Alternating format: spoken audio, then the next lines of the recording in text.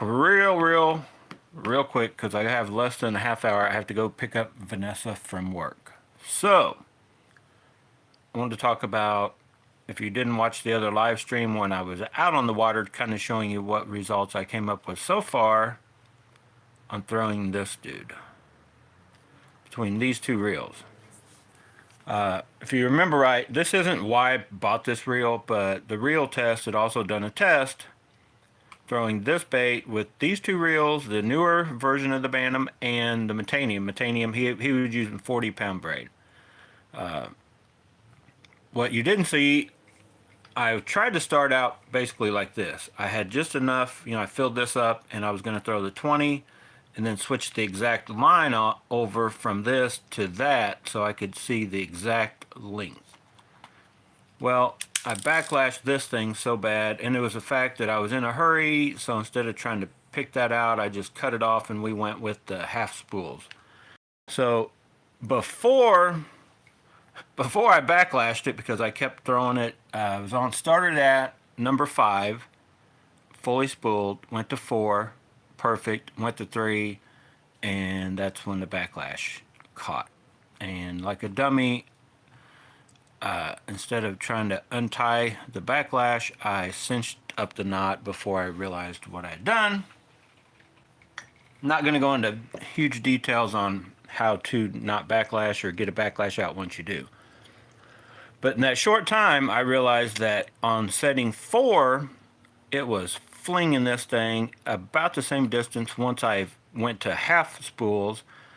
That on setting 3, I could get there and it would not backlash on 3. It just would not backlash on this bait on number 3. But the first time I cast it on the 3 setting fully spooled, it did. So that told me right off the bat that yes, you can go full spooled or half spooled, and the distance I think is roughly the same, but you have to set your brakes accordingly. If you're going to go fully spooled, you will have a different brake setting as half spooled, and then if your, of course, fluorocarbon is heavier, you're going to have even a heavier brake setting where they should be at.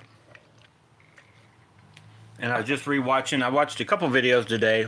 Well, I watched more than a couple, but I caught on the guys at Tactical Bassin are finally kind of hit the nail on the head about BFS and the fact that it's fun. That's the main reason, like, to opt for BFS over something else. Like, you can totally do, on my case, I totally did away with spinning gear. All baitcasters BFS, but this video is not really about BFS. Although we got into a little BFS on throwing lightweight baits. But then I rewatched, I was watching something on the reel test. I was watching a DC video. I was watching a couple different DC videos because I keep debating, thinking, do I want to mess with another DC reel? And every time the answer is no.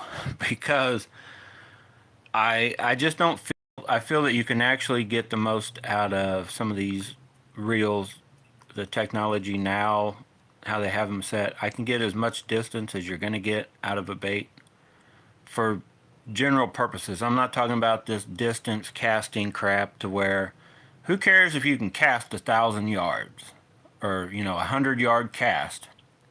Set the hook on a 100-yard cast. So anyway, you don't need to bass fishing. You don't need to cast that far. You don't need a DC. You do not need a DC digitally controlled reel for bass fishing. Can it help a beginner?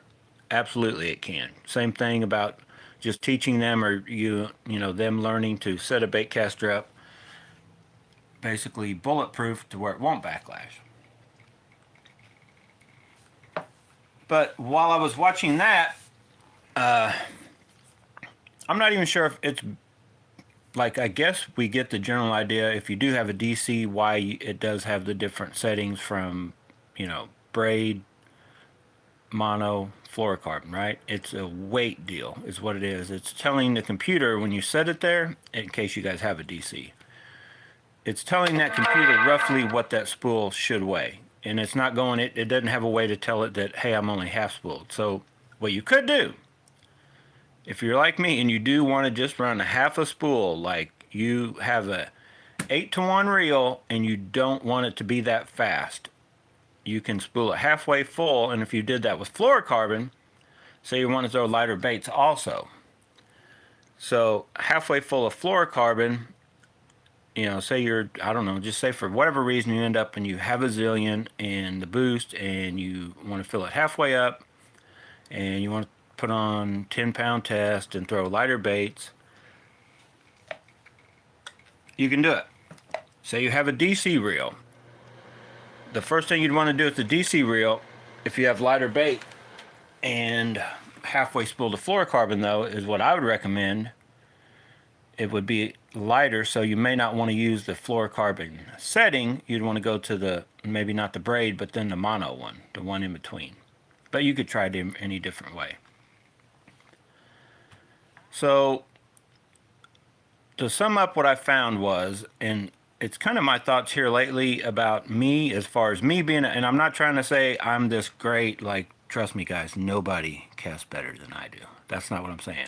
I'm saying I've cast these bait casters enough, and I feel they've gotten to the point, and I'm to the point to where you give me a bait caster, I can get it dialed in, and I can cast this bait as far as that line that I've got tied on. You know, if the lighter the line, technically, unless it's so light that I can't cast as hard as I want to because I'll snap the line, but the lighter the line, the further this bait will go. The heavier the line, it's going to drag it down, right? So I feel I can get the most distance in once I get a thing set up that the rod and the line, and then next in the thing is the reel. But I feel the reels are there to where the only thing holding you back is just you and the rod and the line. You know, if you have a real long rod, 8-foot rod, set up with just the right bend, that's gonna, the weight of bait you're throwing is gonna load up, and then the drag of the bait and the line being pulled out.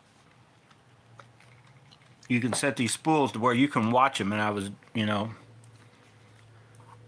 you can watch basically the line coming off, and I had this one set to where it was almost raising up and coming down. That's telling you that this spool is almost like the spool isn't creating any drag, just the line itself going through the air and the wind is the only drag that it has, that the spool's not dragging it down. And the zillion is, so you can almost see where they are to the point where the SV part, and I've yet to try a boost spool that's not SV, and I may buy one. I'm not sure. I haven't decided yet if I'm going to buy a whole reel that just has a spool or spend $100 on one of those spools. They're about $100. But I can tell this one is on number 3 settings, not getting unruly at all. It's staying down. But that could mean that you've got a slight, the spool itself is holding it back a hair, but I'm getting the same distance. Like I can't feel that I can't get any further with this than I can with this. I can mess with them. I feel this one, boom, I can get there so quick. Number 3, that's where it wants it. Fully spooled now, I know I'm going to go to number 4. And I was throwing with some wind out there. Now I possibly could, maybe no wind, maybe even a slight wind at my back, I could probably go to 3 fully spooled and cast this and maybe get a little bit more distance. So I consider the braking technologies to be so close in almost everything. So I'm going to tell you why I think, in my opinion, why I like Daiwas in general and the concept they have and what they do over Shimano on the casting department is the ease of casting. Now, don't get me wrong, that crazy zero adjustment crap they talk about, I think that it's also to help sell, but it does make sense. Because in my opinion, if I took these 2 reels to somebody that hasn't done a lot of bait casting, they're kind of new, they've used one, they're like, oh, I'm pretty good with the bait caster. I know that eventually they would probably get to where I am with casting this the same distance, but I bet you every time they would get there first with this reel. Because there is only, if you go by Daiwa, and if they've got it set right, that's what I'm saying, is I don't think that zero adjuster is set right out of the factory every time. It's impossible. It's something that is put on by an individual human, And right, there's going to be mistakes made at just a little too tight, or maybe not necessarily too loose. Too loose probably shouldn't affect the casting, but as far as distance, ease of casting, something to be said about that, but that's different. But if there's just a touch too tight, it can restrict the casting. It can, if it's just a little too tight. But so I don't believe it's something that should just never be monkeyed with, unless you're a new person and you're buying a reel. It is just so much easier that dial. That's what Daiwa does. They basically set their reels up. I can't get it to focus to where all you mess with is that dial. And that dial, some would say that it makes too fast of changes, but basically from fishing with braid on it, I'm only ever on cast testing, have made it down to 2, like on a quarter-ounce bait. No wind or very little wind. You can cast it on number 2 and get crazy distance. But then the most I ever go to is say 5, and that's like with a lot of wind and a bait that catches the wind.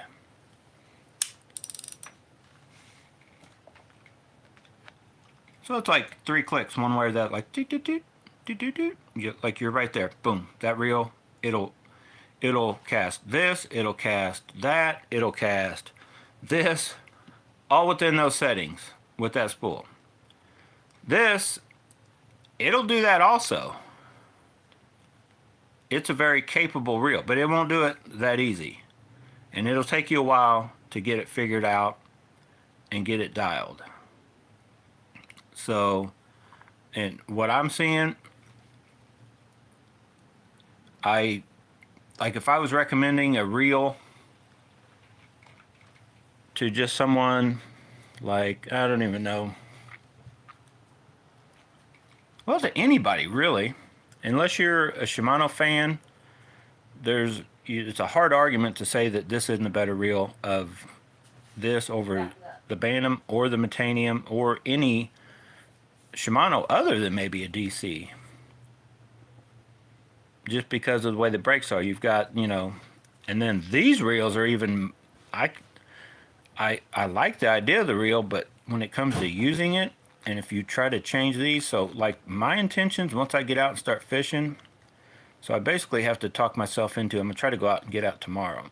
This side plate is like hard to get off. I basically have to put a nail under both sides and just, force it off. So I ended up just that one, you can see there's one brake on and these 3 off is where I feel for my casting at half a spool. Now, when I fill it all the way up, I'll probably go back to 2 and then mess with that. But I do not recommend trying to take that off when you're over the water, whether it be in a boat, on the edge of the bank. If you're on the bank fishing, get away from the bank if you try to pull this out and make adjustments. Because I haven't done it in, I don't know, a few days, but shortly after I first got it, I was pulling on that thing, and it went, like it flew out of my hands on carpet, luckily, but like rolled over to the side, and I'm like, oh my God, if I'd have been in a boat, that'd have went flying right off the side of the boat. So I'm trying to get myself figured out to just where or how to get this thing. It's like weird. It's like it takes a wiggle and a jiggle and then it comes right off. But if you turn it to stop and pull on it, it can get like, you can do it. Like I said, I don't know if you saw that jerk. You have to have hold of it. Otherwise, it can go flying out of your hand. It's like a weird, I don't know. They need to work on that. It should not be that hard to access, like even this, even if you don't have to, but even if you did, you push that. Now it's hard to push, but once you push that, the easiest way is to grab each side up and under the spool and give it a little push is how I do it. And I mean, you can access if you needed to, but you don't. on a Daiwa. So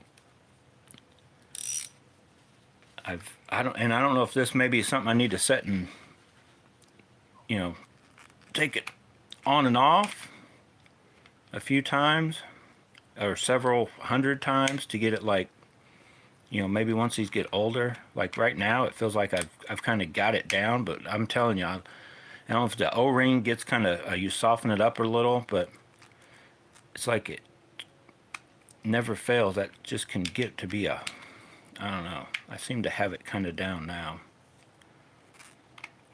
Yeah, see, it seems to be coming on and off better. I'm curious to see how well that lasts. But now the pluses, I swear, and I tried it with the half ounce chatterbait coming back at me.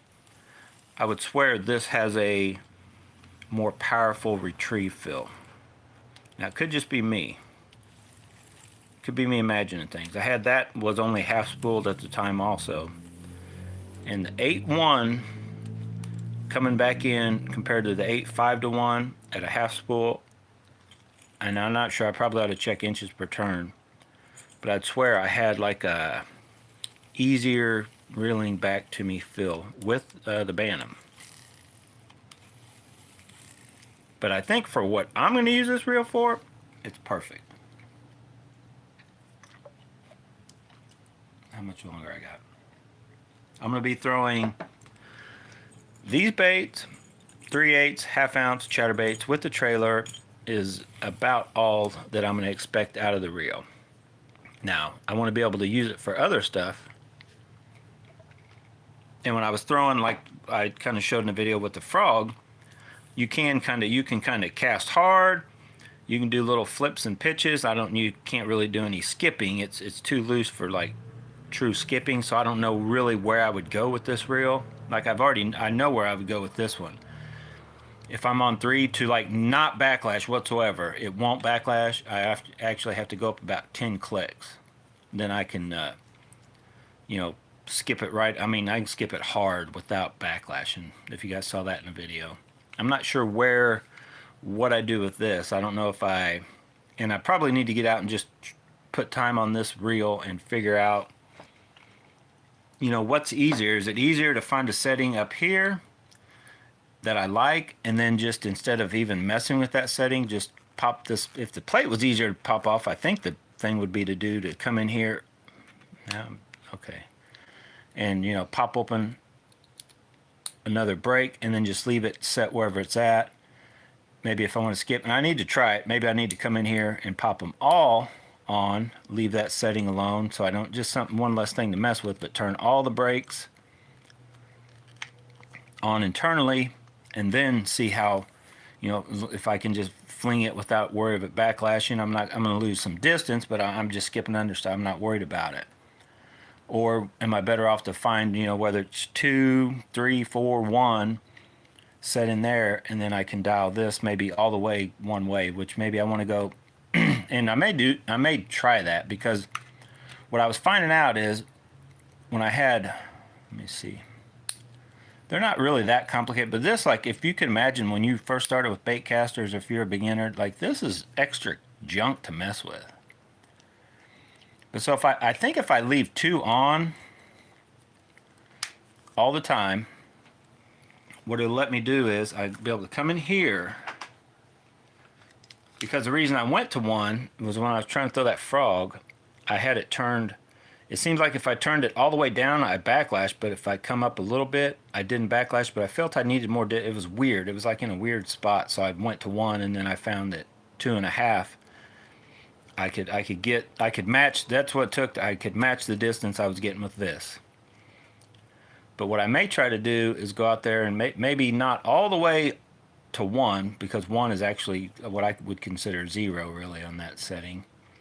So maybe I need to go like a half and just get used to casting like that. You know, it's going to be fairly free, going to get plenty of distance, and then see if I can crank it all the way and go, you know, skipping with it, or real, you know, into the wind, real lighter baits and no backlashing. That's the main focus, right? You don't want to backlash. And then if I go, okay, I need distance, I got a bigger bait back on, I'd be able to just go down. Not even really without looking, just go turn it all the way off and then go, just figure out where that is to where I turn it. Because one thing about, like I'd heard, if you watch the deal about tactical bass and talking about you can do away with spinning gear, this and that, which we've known that for years. I went away with spinning gear last 10 plus years or whatever. That's why I went with the shallow spools. Now they call it BFS, all that kind of stuff. But what I like about a bait caster over spinning gear was, one of the pluses was I don't really look down at the reel, because when I cast, I can tell if that sucker's fluffing or not, or if I need to, mess with it. I just pull it back in and go. And I like to be able to, not have to worry about focusing and trying to look and see where something is. I really like a set it and forget it reel, but if you are switching up, it's nice to not have to worry about, oh, what number, getting to the exact, where exactly was I. So it's better off, even though you might lose a little distance, to just have a feel to know where, where that feel is off of all the way, all the way down to just a little bit on. And that way you could make that on the fly a lot easier and be like, oh, I'm going to skip over here. You wouldn't even have to look down at the reel. Just turn it all the way up, skip it under there. Be like, okay, after you reeled back in, okay, I don't want to skip under there no more. I didn't get a hit. Come back. And you're not really taking away a lot of time. And once you got used to a reel like that, then it wouldn't be that big a deal. And I'm sure there's several guys that are fishing these and they've fished them for a season, 2 seasons, 3 or 4 now. This is 2018. They maybe have a system set up like that to where they're like, oh, I don't ever mess with the side plate, or I just turn this, dial this, or whatever. There may be guys out there that just have it set to where they can skip under. If the majority of what you did was skipping under everything you had was under hanging trees and docks and stuff, then you'd want to leave it there, and then maybe just cast hard, and whatever length of a cast you did make, you made, and you didn't worry about that reel. Maybe you have a whole nother combo to set looser or whatever. But for me, I never fails. I always end up, I'm going here, there. I'm like, oh, what was that? And it's nice to know, first of all, are you set already on the, where's your reel at? Is it already set up loose, can make a long cast, or do you need to make a click one way or which way, and how far do you need to go? But I find this reel way more, just like what the spool says, the SV, stress-free, versatile. The whole reel is because of that spool, I guess, compared to this Shimano. But as far as what they can actually go out and do and performance, I couldn't really call one the winner over the other. As far as if I'm allowed to turn brakes, I can get there with either one. If I had to set it at one setting and go out and just fish, and I needed distance, and I needed reliability, not backlashing stuff, I would have to give it to this guy. I don't know if I could find a setting on here to where I get the best of both worlds. I feel I could on this one. I feel like right at the moment, 5 or 6 would put me right there. I may not be able to totally, truly skip, but I could probably skip if I did, cast gently on 5. This one, I don't know what I would do. Honestly, I have no clue where to start. I would probably go 2 on, 2 off like I am, and then I would probably just go to... I would either go to 3, or I may have to go 4. If I may have to just turn it all the way up on with 2 on, 2 off. And that's something I need to just get out and try it and see once I am out on the water.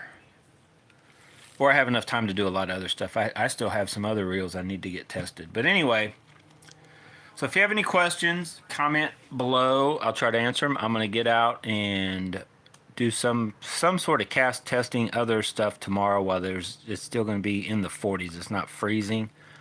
Water was thawed out today. I probably won't try to mess with fishing. I got a birthday party to go to. And lastly, before I get out of here, I will tell you that it looks like I will be fishing through a bass tournament series. I don't even know what you call it. It'll be basically starting in I think April, and then goes into September, October, end of September, beginning of October. It'll be basically one Sunday a month, and then probably it'll be me and Matt, and it'll probably be fishing, we'll go hit it Saturday, just to see if the fish are still where we left them. Try something new, you know what I mean? Just to kind of pre-fish Saturday, tournament fish on Sunday, and then back home. Might be a little fireballing, on Friday and Saturday nights. Not saying there won't be, but gonna probably just use the carbon lights for that. Maybe even pick up a couple more now that I'm gonna be doing that. I may go ahead and just put a lineup together of 7-foot rods. Although I don't really like 7-foot rods. I only really am out two. I feel I could use two more maybe. 7-foot medium heavy if it feels. I gotta go. If it feels like it's got the action of the 6'9" medium heavy, I may get a 7-foot medium heavy, and then because I already have a 7-foot medium moderate and a 7-foot heavy, may get a 7-foot medium heavy, and then a 7-foot medium light, and then I could throw drop shot, shaky head, different stuff on that 7-foot. But the 6'6", it'll probably cover it. So I don't know, just an excuse to buy another couple rods, and then I'll have an excuse to buy a couple more reels.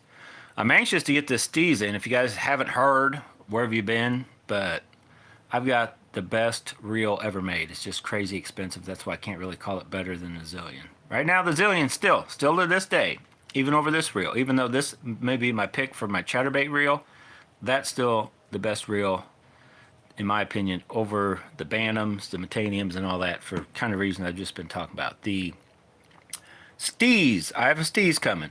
The Batty Boy, right? And you all know that usually when Steez comes out with the limited, it's probably going to be the old, outdated Steez before long. But I don't know. What made me think they may not be, because they came out to CT, and I don't think it went over as well as they thought it would. And so the Steez is still around. They did come out with limiteds, but they also came out with the newer version of the Steez A, which is the same frame.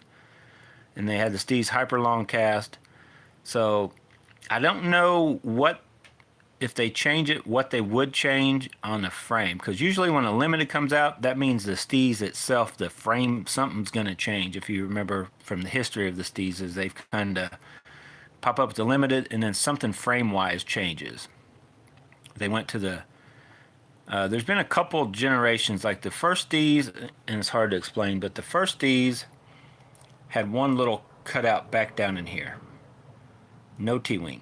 And then the second one had still a little cutout hole here, kind of as it swooped down, but then they had another one up here, and I believe those were the EX or something.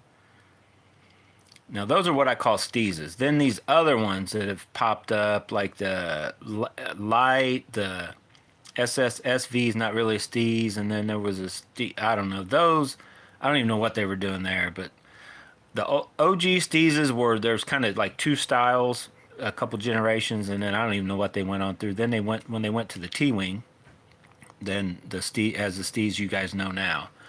But each time usually they came out with the limited one, right?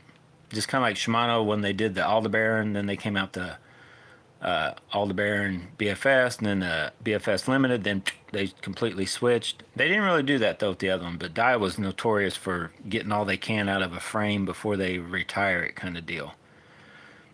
I don't know though. Like once you get a Steez and you actually palm it, put it on a rod, and we'll see once I actually get out fishing with the T-wing Steez, because I've only fished with the older Steez. I don't even think I had the EX when I had the OG Steez, and I mean they're very smooth. I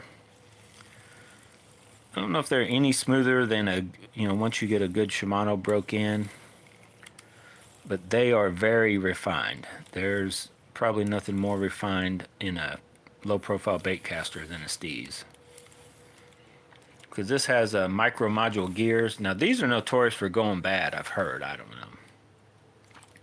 We'll find out. You know me, I put most of my stuff, I don't put it through the pressure as far as heavy line, tight drags, but I'm not real easy. I throw a lot of bigger baits, crank fairly hard at times, and I hook onto a tree, I test out the drags here and there. So anyway, thanks for watching, guys. I got to get out of here. That was my alarm went off earlier. Let me know I have a limited amount of time to go pick Vanessa up. Both good looking reels, good looking working reels. I can't really even call this finicky at the moment because it's once it's no more finicky than this. Like once you get it set, it does work good. If you're pushing these to that little limit, I do feel this one is better for wind because of the SV part is more close to the limit, yet I can still cast and wind. This one I feel if I turn this way and there's no wind, I'm fine. If I turn and I get it to that limit and I turn this way and cast wind, I'm probably gonna may not backlash, but you can see it. That's where I want to start. Ooh, it's like makes you nervous, like uh-oh. But anyway, more on it later. Thanks for watching, guys. Get out, go bass some bonsai, but whatever you do, make sure you have fun doing it. Don't forget to pick the kids up.